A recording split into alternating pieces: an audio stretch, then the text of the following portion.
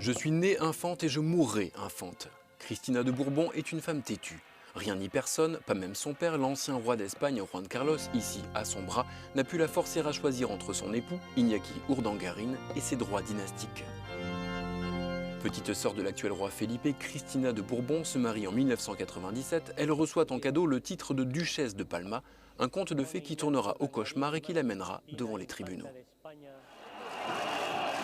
Le scandale éclate en 2011 alors que l'Espagne traverse une terrible crise économique.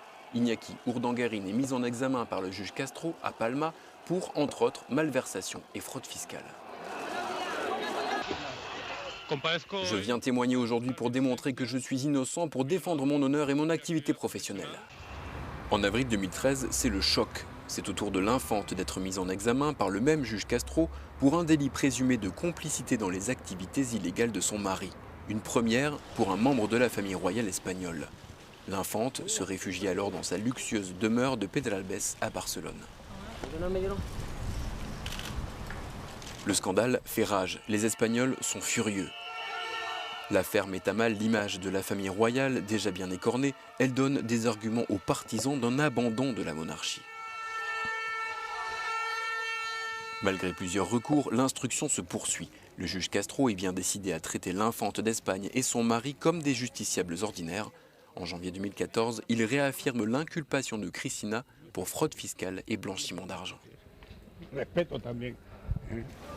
Un mois plus tard, c'est tout sourire que Cristina arrive à Palma de Majorque pour sa comparution au tribunal.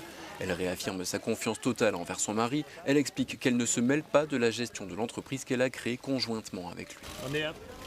La semaine dernière, le couple arrive ensemble au procès. Mêmes arguments pour Cristina. Elle aime son mari, clame son innocence. Elle est finalement relaxée. Mais son entêtement lui a coûté sa place au sein de la famille royale qui ne lui adresse plus la parole. Déchue de son titre de duchesse, bannie de tous les événements royaux, l'infante Cristina vit depuis 3 ans dans un confortable exil en Suisse.